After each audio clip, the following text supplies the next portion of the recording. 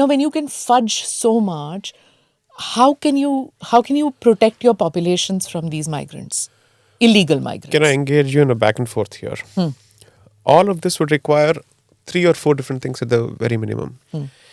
Somebody with a vision to push that population inside, somebody with the resources to fund that exercise, somebody with the ability to oversee the legal procedure required to create the documentation necessary for it, somebody to deal with the judicial establishment or the administrative establishment on the ground. Do you think all of this is happening organically? No. Clearly not. So I'm not being a conspiracy theorist when I air this, right? Okay. Sometimes we get so mired in the present that we fail to, let's say, magnify out and then see what is the bigger picture that's emerging. And which is why, just for the heck of it and not for the heck of it, and not to push the second book, it has pushed itself enough, I wanted to quote 2 specific statistics for your audience. This is from the second book, India, Bharat and Pakistan, which was released in 2022. 2 pages, page 114 and page 485. Just allow me to show this. Sure. Because what you'll realize is, we are back to where we were. Okay? What is the milestone that I'm discussing in these chapters? You'll understand gradually. The first milestone is the partition of Bengal in 1906 and the circumstances leading to it, because 1906 did not happen in one go. Okay, rather 1905 did not happen in one go. 1906 is stuck in my head because that's the year that the Muslim League was formed in, I think, December 1906, where again in Bengal. Okay, and then the election, prior to the partition, at least 25 years prior to partition, what are the numbers telling us? And we didn't focus on them enough. So let me just do this for you. Okay, page number 114, this is what I refer to, where the milestone which referred to... Can I just interrupt you? For viewers and listeners, it's episode 32, which discusses this book. Right. So if you want details about this book, it's in episode 32. But yeah, let's go to this. So here at page number 114, perhaps at the bottom of the page, third paragraph, I'm referring to a milestone that led to the deepening of Islamic consciousness in Bengal. This was 1872 census. Okay.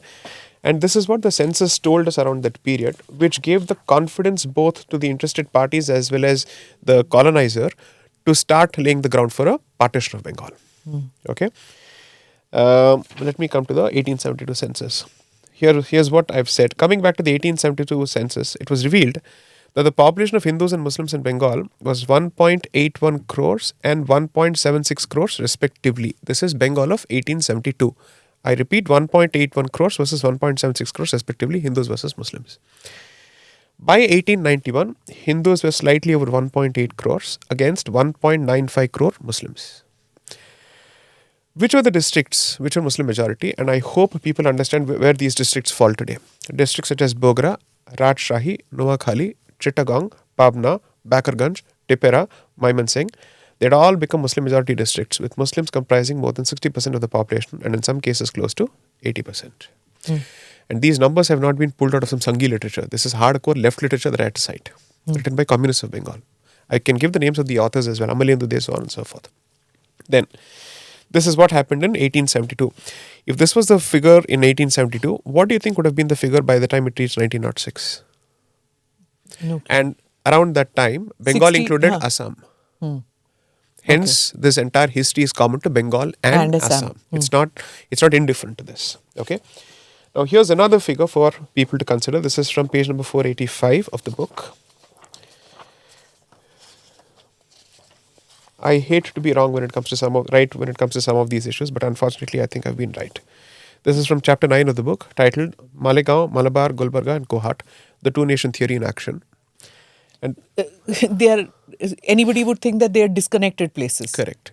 I selected each of these places from all parts of the country to show how it was emerging. Okay. And this is page number 485, at the bottom of which I've captured a table from Mushirul Hassan's book titled Nationalism and Communal Politics in India, 1916 to 1928. And he captures the Muslim population based on the census of 1921. Just bear with me for a moment. I'm giving only the percentages of Muslim population based on the provinces. Madras was 6.71. Bombay was 19.74. Bengal was 54%. United Provinces, 14.28%. Punjab was 55.33%. Bihar and Orissa, 10.85%. Central Provinces, 4.05%. Assam, 28.96%. Northwest Frontier Province, 91.62. Northwest Frontier Province is not in Bharat. Assam has been part of the Greater Bangladesh Project. Part of Punjab has gone to the other side. Part of Bengal has gone to the other side. Tamil Nadu is 6.71 at that point in Madras. So therefore, the tipping point is over 20%. And once it reaches 28 to 30%, then history tells us that these figures, 25 years from this particular figure, this is 21, 47, 46, another 25 years, it was coming. I wrote this bearing this in mind. I said numbers can't lie, here are the numbers. Okay. Now therefore, we're already going into 30-35% in many places. Many places. And when someone laughs at this proposition, how can Hindu majority India have such a problem despite being a majority? What kind of cowardice is this? What kind of paranoia is this? Because it gets taken over in parts. It's not a single hostile takeover in one fell swoop. It happens in parts, ward by ward, block by block. So who are the enablers then? Enablers are both within and without. Outside, you've already told me. I've already said that. Now, As far as inside is concerned, I think there is a very complicated picture that's emerging. It's not possible for me to paint everything in one go. Let me try and see what are those layers which I can unpack for your readers or your audience. One, obviously those who believe that the percham of the Mughal flag has to be re-established. That is, of course, there's a core group that has been active all along. And it has its own moderate voices for our consumption. It has its own radical voices for another consumption. It has its own silent people who fund the activities, so on and so forth. Then the second are the useful idiots.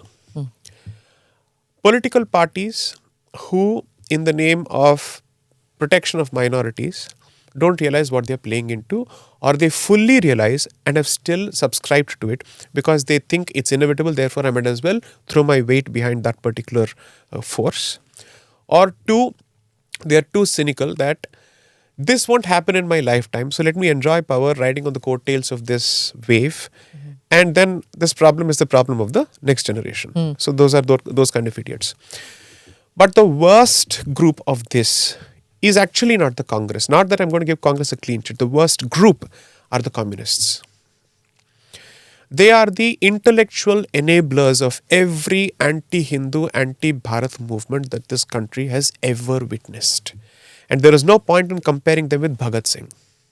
That he was cut from a different cloth altogether. That's what they say. Okay. They have a problem as well. So I would suggest that we actually dissociate the history of post-independence communism with Bhagat Singh. In fact, according to me, after him, or perhaps he was an aberration, his group was an aberration, everybody else was dancing to the tunes of Russia or someone else. Okay, maybe they thought at that point that it's okay to ally with Russia to deal with the British, just as Subhash Chandra Bose thought it's better to deal with somebody else. Right? Yeah. But I think progressively they have become pawns at some point, maybe unconscious, now conscious pawns in the hands of external forces. So communists, I'd certainly lay the blame at their doors. It's not just laying of the blame. I'm clearly saying that there's a problem with the way they operate in this country. In fact, a lot of them should be prosecuted legally for actively pushing an anti-Bharat agenda, openly so. But wasn't Mamata Banerjee fighting the communists? So shouldn't she have not sided with It's a fight for power. That doesn't change anything. Fight for power does not mean that the goalpost is different. They only want to occupy the seat. That doesn't mean they wish to change anything on the ground. I remember that when I was a student of IIT Kharagpur between 2006 and 2009, when I was doing my law there, she was known as the person who actually championed the cause of deportation of illegal migrants. That was her electoral plank, for God's sake. She has made statements that affect in the parliament and outside of it. What has happened thereafter? She has become the Masihi or Masihini, whatever you call in their language, the messiah for the illegal migrants at this point. Unfortunately so. Because what is the point of resisting an exercise which is meant to identify the alien or the illegal migrant or the infiltrator from the true citizen? What's wrong with it?